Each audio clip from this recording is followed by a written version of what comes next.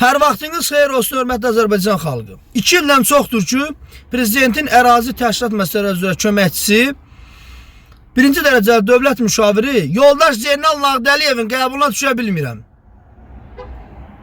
2 ildən çoxdur ki, Prezident administrasiyasının vətəndaşların qəbul mərkəzinə gəlirik, qəbula yazılırıq və hər dəfədə də Zeynal Nağdəliyevin köməkçisinin köməkçisi və yaxud da ki, Tovuz Aksava Qazax rayonları üzrə kuratoru Elvin Azadbəyovun qəbuluna düşürük.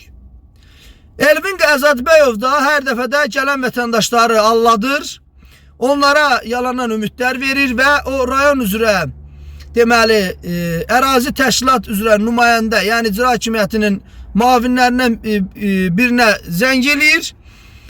Məlumat verir ki, buradan gələn vətəndaşın deməli yola saldım, oradan da sən yola sal. Bir vicdansızlıq. Birinci, mən Elvin Azadbəyov orada da dedim, indi də buradan deyirəm. Vətəndaşları incitmək, onları ucqar rayonlardan gətirib Bakıya alladıb, onlara ümid vermək, illərlə onları incitmək yaxşı bir hal deyil. İnsanlar kütləvi halda sizdən narazılıq qalır. Burada narazı kütlə yaranır. Bunlar da məhz siz yaradırsınız, siz.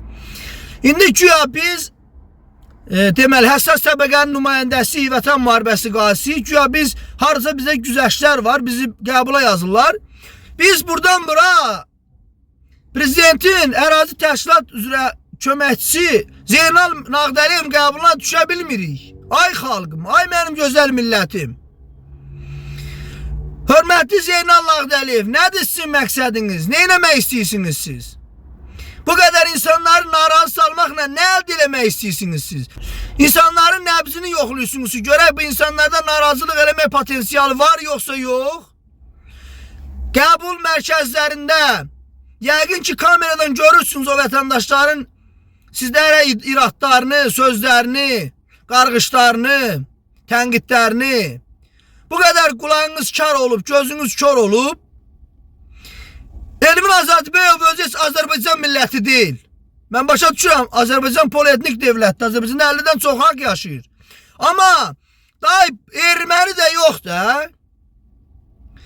Elvin Azadbəyov özü dilinlə deyir ki, mən Ermənistanlıyam. Mən ona dedim ki, qəribə Azərbaycanlı. Mən ona Facebookda yazmışam, yəqin burada baxırsınız.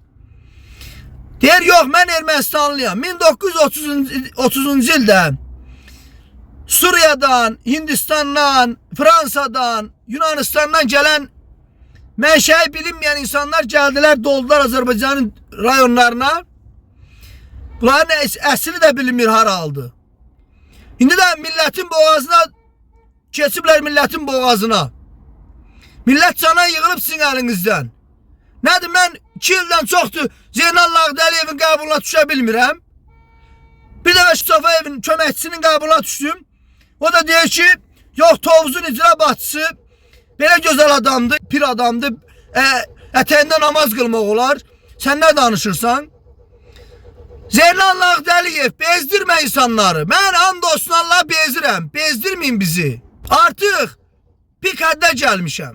Artıq canım boğazıma yığılıb. Nə qədər gəlib getmək olar bu Prezident administrasiyası vətəndaşların qəbul mərkəzinə? Nə qədər gözləmək olar ki, bu dəfər Zeynal Nağdəliyev gələcək, gəlməyəcək? Yayda dedilər ki, Avropadasınız, istirahət edirsiniz. Bəs bu qışda nə edirsiniz? Orada da isti yataqdan çıxmırsınız. Çıxın da bari bir ilk ox dağılsın, gəlin oturun, cəmaata xidmət eləyin də. Zəng eləm aşmırsınız. Açın da bir vətəndaşa xidmət eləyin də. Əgər siz bu millətdənsinizsə, bu millətə xidmət eləməlisiniz. Sizin funksional vəzifə borcunuz xalqın xidmətçisi olmaqdır, xalqa xidmət eləməkdir. İndi biz nətər eləyək ki, sizin qəbulunuza düşək? Pulunlansa deyin ki, pul köçürək sizin qəbulunuza. Görək, onu da sınıyaq. Görək, bu tozun harlamış icra başçısına bağlı bir tədbir görəsiniz, yoxsa yox.